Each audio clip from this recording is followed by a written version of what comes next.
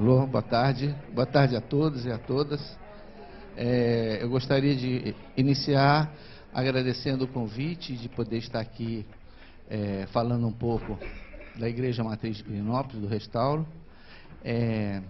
Minha intenção aqui é fazer um painel mostrando, inicialmente, aonde ela se situa, a cidade, o monumento, um restauro que foi feito na Igreja Matriz de Pirenópolis entre os anos de 1996 e 99, o incêndio que aconteceu 3 anos depois desse restauro, que foi o mais completo dessa igreja, o pós-incêndio, quais os procedimentos que a gente tomou no pós-incêndio, quais os procedimentos que a gente tomou no salvamento emergencial e, rapidamente, eu vou tentar mostrar para vocês o restauro que foi feito no pós-incêndio.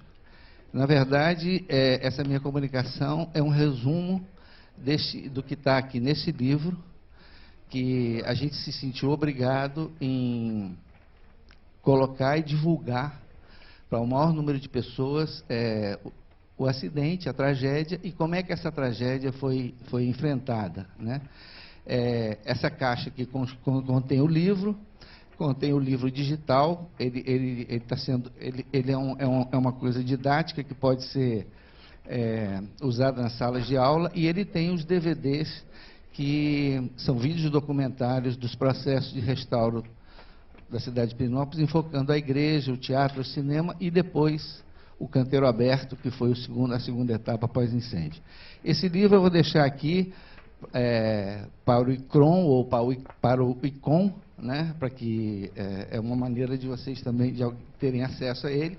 Se vocês quiserem correr, folhear o livro durante a minha explanação, fica aqui também disponível. Tá?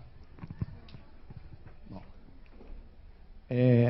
a cidade de Pirenópolis, o núcleo histórico de Pirenópolis, está no Planalto Central do país.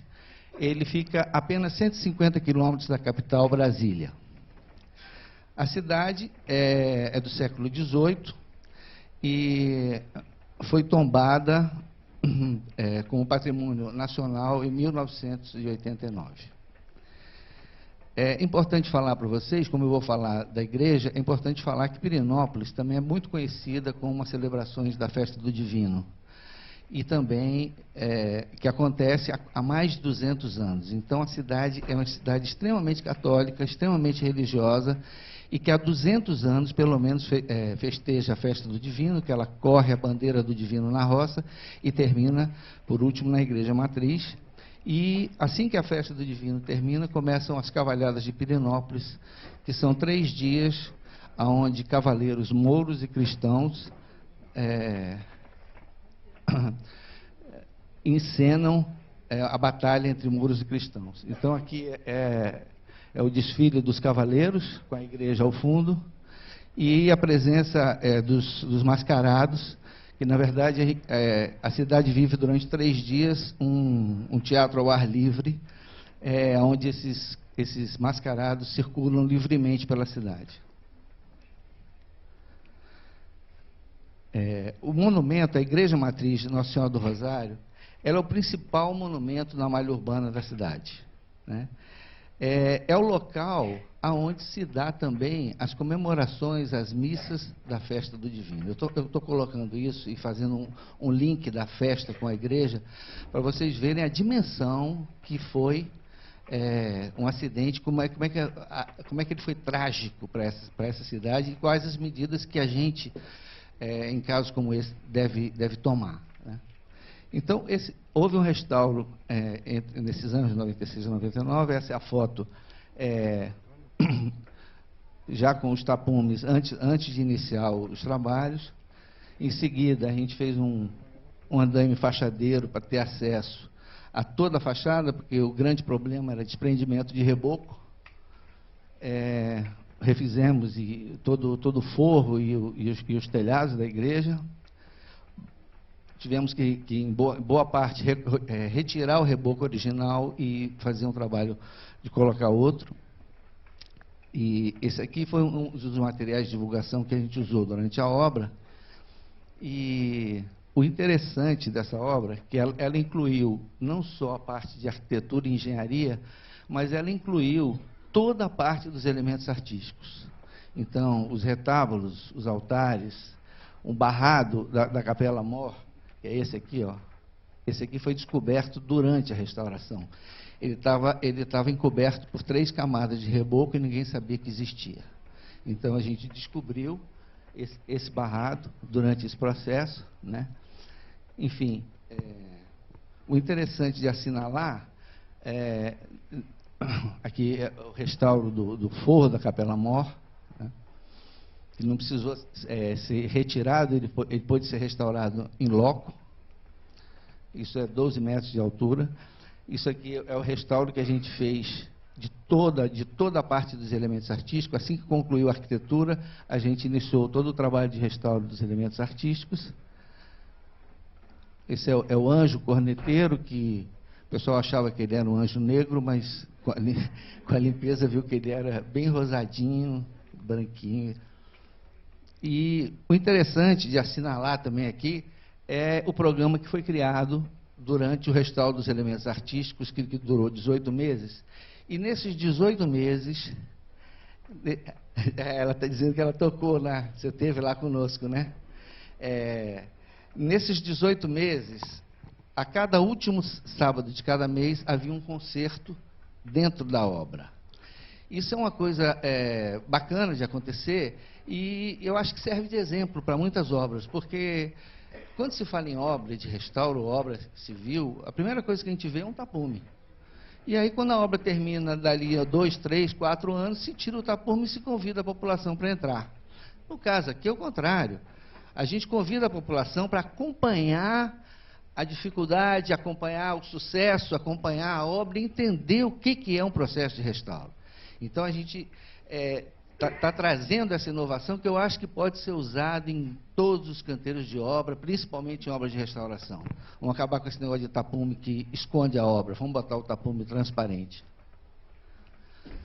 Bom, isso aqui é a foto resultado do trabalho. Essa foto foi tirada 2 meses antes do incêndio, pelo fotógrafo Cristiano Mascaro. Ela está publicada no livro Os 100 Mais Importantes Patrimônios do Brasil. E o Cristiano entrou na igreja, contratado para fazer as fotos desse livro, e 2 meses depois a igreja pegou fogo. O nosso trabalho lá de restauro durou 3 anos. Nós fizemos todas as medidas regulamentares de lei de proteção a incêndio, né? Extintores, tudo que na época era considerado mais adiantado, e mesmo assim ela pegou fogo. Então essa é a foto da fachada dela em abril de 99, e o incêndio que acaba ocorrendo em 5 de setembro de 2002. O incêndio ele foi tão violento, que não sobrou nada de madeira. A igreja é uma catedral, a gente brinca e chama ela uma catedral de terra, porque as paredes são de taipa de pilão, elas têm 2 metros de largura por 10 metros de altura, né? E as paredes, a única coisa que sobrou foi realmente essa arquitetura de terra, porque o que era de madeira, telhado, piso, janelas, se acabou com o incêndio, e todos os elementos artísticos, a não ser umas 10 imagens que foram salvas do incêndio por alguns heróis que entraram dentro da igreja antes do fogo se alastrar de forma irreversível. Eu tenho que dizer para vocês que a cidade não tinha corpo de bombeiro. O corpo de bombeiro mais próximo era 60 quilômetros da cidade, demorou 4 horas para chegar. Quando chegou não tinha água, o carro-pipa não funcionou, enfim. Tudo que podia acontecer, aconteceu, mas pelo menos não tivemos vítimas fatais. Mas a perda aqui foi muito grande. O IPHAN, e eu próprio, estive na igreja antes do incêndio e fiz um laudo técnico, apontando uma série de irregularidades e até uma das sacristias que o padre não me deixou entrar. E com esse laudo técnico, eu encaminhei ao IPHAN, encaminhei à paróquia, encaminhamos ao Ministério Público. E nada foi feito. Nem a paróquia, nem o Ministério Público, ninguém foi feito, e o fogo consumiu tudo, né? Bom, no pós-incêndio, aí vem aquele drama, né? Chega a Polícia Federal, interdita, ninguém pode entrar e tal, não sei o quê. Isso depois de 21 dias, quando a gente conseguiu extinguir o fogo. O fogo ainda se estendeu por 21 dias, né? E aí, quando a gente conseguiu extinguir, a polícia no dia seguinte, entra e agora acontece o seguinte, depois de 2 anos de inquérito, a polícia arquivou o inquérito porque não conseguiu isolar uma causa só. É um conjunto de irregularidades que tinha dentro da igreja, que já apontava nesse relatório, que assim, gambiarras elétricas que foram feitas, apesar de a gente ter feito um super projeto elétrico, o próprio padre fazia 10 equipamentos elétricos numa mesma tomada, uma fábrica de vela, bujão de gás, etc. E tal. Esse é o resultado da igreja no dia seguinte.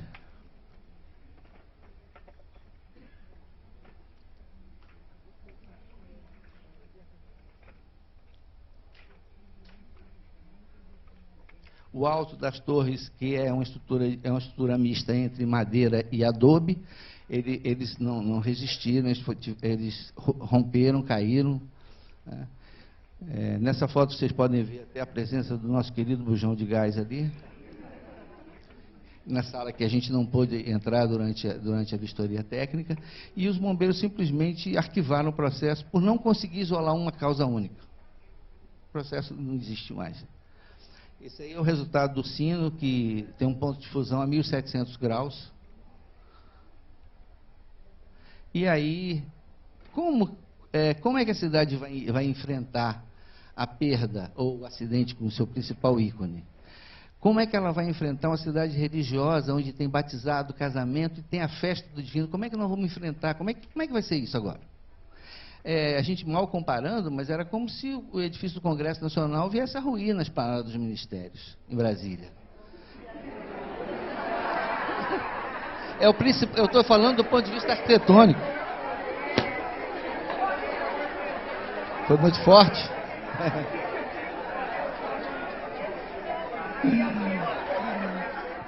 Que bom. Que bom. Poxa, eu não sabia que eu ia ter tanto sucesso assim com essa observação. Bom, o salvamento emergencial, o que a gente fez logo em seguida? Logo em seguida, o IPHAN bancou uma cobertura metálica, porque nós estávamos iniciando, foi no final da seca, mas logo em seguida vem o período de chuva, dezembro, janeiro, fevereiro, chove muito nessa região. Então a gente precisava cobrir o prédio. E a ideia nossa foi não só fazer uma simples cobertura, mas fazer uma cobertura que restituísse o volume dessa igreja na paisagem. Então esse aqui é o antes e esse aqui é o depois. Então a gente fez o perfil da igreja na paisagem e envelopamos ela com uma tela branca de proteção. E aí, durante os próximos 3 anos, a gente trabalhou lá dentro e embaixo dessa cobertura, sem problema. Isso também é um ponto importante, quer dizer, a volta do volume da igreja na paisagem, ela ajuda a criar também e trabalha psicologicamente com a comunidade para enfrentar o drama, para enfrentar, quase que uma psicologia social, né? Então a ideia nossa aqui foi tapume transparente e criamos um projeto que se chamou Canteiro Aberto.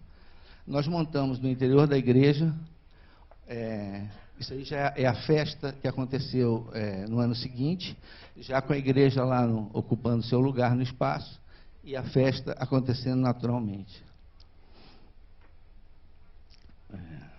Aqui ainda do pós-incêndio, a gente fez alguns rescaldos, tudo que era de metal, dobradiças, fechaduras, etc. e tal, a gente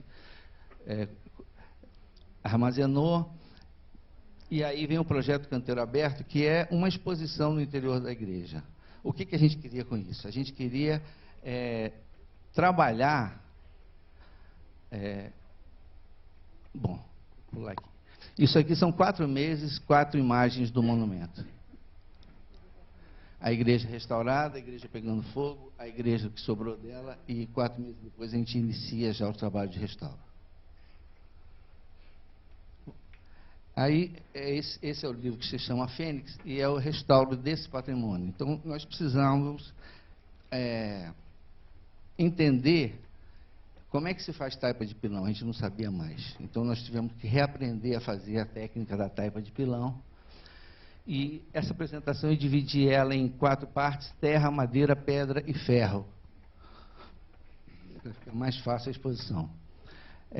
Isso é o aspecto das paredes internas do pós-incêndio, né, onde havia um retábulo de madeira. Hoje existe só o nicho desse retábulo, não existe mais, né.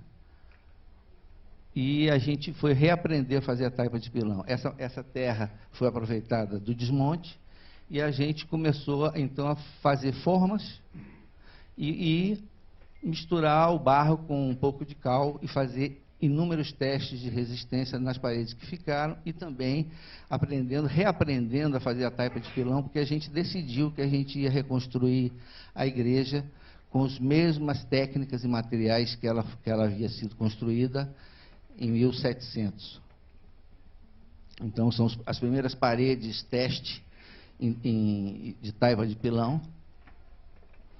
E aí é um pedaço de uma parede gigante lá que a gente acabou refazendo também ela, um grande taipau, recuperando essa técnica da taipa. No fundo, o que parecia um grande mistério não era um grande mistério, era só a coragem e a atitude de enfrentar. Nós só conseguimos fazer esse trabalho porque, durante o restauro anterior, nós tivemos 3.000 imagens. Então, a gente criou, nessa obra, um canteiro digital. A gente fez um barracão. Nesse barracão tinham 5 computadores, que o projeto já previu a compra desses computadores, porque o projeto executivo foi desenvolvido e detalhado no canteiro de obra. A gente fez um projeto de captação de recursos para o PRONAC, genérico, mas o projeto executivo foi executado no canteiro de obra. E, apesar de ter sido um dinheiro para uma ONG, o IFAM entrou dentro do canteiro de obra e bateu o martelo nas soluções arquitetônicas lá dentro. Aqui é o trabalho de restauro dessa parede. Então, eu estava falando, nós tínhamos um canteiro digital e a gente escaneou essas 3.000 imagens, colocou numa nuvem, e a gente acessava ela para tirar dúvidas: como é que era aquela janela, como é que era aquele telhado, como é que era aquela fechadura. Só isso que nos possibilitou fazer o trabalho de restauro que a gente fez. Isso aí são uma coleção de pilões que a gente usou para fazer todos os testes de taipa. Isso aí a terra misturada com 15% de cal. Isso aqui é uma outra técnica que a gente usou, que é injeção de terra. Nós usamos um produto que chama baba de cupim, é um produto químico, e nós fizemos injeção de terra. Até então a gente só conhecia injeção de concreto, mas nós inventamos no canteiro a injeção de terra. Então nós fizemos injeções de terra para preencher áreas onde havia a perda do material e trincas. Isso aqui é o rabo de cavalo, que é um fio de nylon que ele amarra uma taipa existente com uma taipa nova. Ele faz a ligação entre as duas coisas para fazer. Isso aqui também foi criado na obra, é um adobe de pilão. Ele tem mais resistência, ele é mais pesado, mas ele é mais forte do que o adobe comum. Enfim, eu vou passar rápido aqui, porque meu tempo está acabando. Isso aqui é todo o trabalho em madeira. Pirenópolis tem uma tradição que a gente chama de tradição carapina. Os carpinteiros de Pirenópolis são herdeiros lá dos portugueses da escola de Sagres, das galeras portuguesas. Então, a cidade tem uma habilidade impressionante com as estruturas de madeira. E nós refizemos essa igreja contando com a habilidade desses carapinas, esses mestres carapinas, que fizeram um trabalho fantástico. Aí está o seu Camilo, fazendo um arco de canga de uma janela. Essa janela, depois de pronta, subindo para o seu local. Esse aqui é o trabalho de telhado também. Forros, a escada. E teve toda uma documentação dessa obra. Se na primeira obra a gente tinha 3 mil imagens, nessa obra a gente chegou ao final de mais de 30 mil imagens. Isso aqui é o trabalhos em pedra, metal, né? Isso aqui é o que sobrou do incêndio, os modelos que foram usados, e aí já o resultado disso aplicado, o sino. A gente refez o sino com as mesmas dimensões e a mesma tonalidade do sino original. Isso aqui é o seu Ico, que está tocando o sino. Ele foi sacristão da igreja durante 30 anos e foi quem inaugurou os novos sinos conosco. Isso aqui é um andaime sobre rodas, que a gente chamou de girafa de Troia.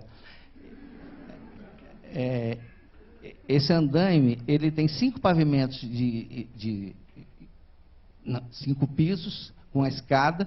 Ele acessa todas as paredes internas e foi muito útil para a gente na hora da feitura das tesouras de telhado, na hora de montar o telhado. E ele é facilmente, ele desliza sobre um trilho de madeira, e ele é facilmente empurrado por 6 ou 8 pessoas, consegue deslocar ele. E dá uma segurança muito grande à obra e aos operários. Aqui já tirando a cobertura metálica e devolvendo ela pronta já para a comunidade. Foram refeitos, em relação aos elementos artísticos, vou passar bem rápido aqui. Isso aqui é um altar da igreja do Nossa Senhora do Rosário dos Pretos, que é uma igreja de Pirenópolis que foi demolida na década de 40, e esse altar ficou guardado 40 anos lá. Nós montamos um quebra-cabeça, um grande Lego, e reinstalamos um altar original da mesma santa de devoção que havia. Então, é incrível a história brasileira, né, da religiosidade brasileira. Um altar que serviu à Igreja dos Negros, agora passa a ocupar a igreja matriz, a principal igreja dos brancos da cidade, né? A gente não fez nenhuma concessão à réplica, mesmo porque não tinha réplica, não tinha o que replicar, porque os originais se perderam. Então, foi bastante conceitual o resultado que a gente adotou para os elementos artísticos. A gente simplesmente, a única talha original é o altar da Igreja Nossa Senhora do Rosário. Fizemos uma releitura do arco cruzeiro, e os altares laterais a gente deixou os nichos em terra, como sobrou do incêndio.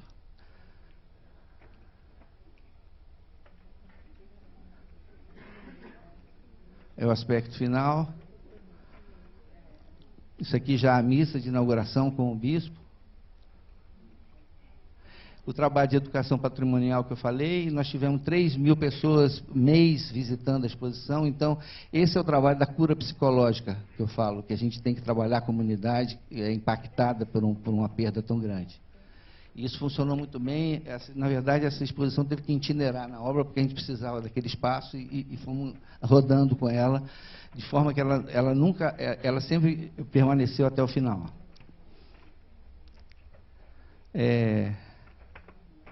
A equipe da obra e a construtora Biapó, que também topou todas as maluquices, as invenções que a gente faz durante a obra. Como conclusão, eu gostaria de falar a respeito dessas inovações que são possíveis dentro de uma tragédia como essa. Tem a tragédia, mas a gente tem que tirar do limão a limonada, ou quem sabe até uma torta de limão, que é bastante gostosa. Então, esses exemplos que eu trago aqui, do Tocando a Obra e do Canteiro Aberto, da exposição aberta, do tapume transparente, eu acho que ele tem um grande potencial de ser replicado em várias obras. Eu fico pensando na Catedral Notre Dame, o que a gente não pode fazer lá? Concertos, a gente pode botar o público para acompanhar a obra de restauração. Fico pensando no Museu Nacional. Se me chamasse, a primeira coisa que eu fazia era botar um banner gigantesco na fachada daquele museu para mostrar para os doadores que nós estamos aqui fazendo isso. Eu achei muito interessante a exposição da Mônica, porque tem várias atividades já acontecendo com crianças. Isso é muito legal. A gente tem que olhar para frente, a gente tem que pensar para frente, e eu acho que é um canteiro de ideias fantásticas. Eu acho que a gente pode fazer bastante coisa a partir de uma experiência como essa, desde que a gente tem esse cuidado de trabalhar a questão psicológica, trazer a comunidade para dentro do restauro. essa é o recado e assim, a conclusão que eu queria trazer para vocês. Muito obrigado.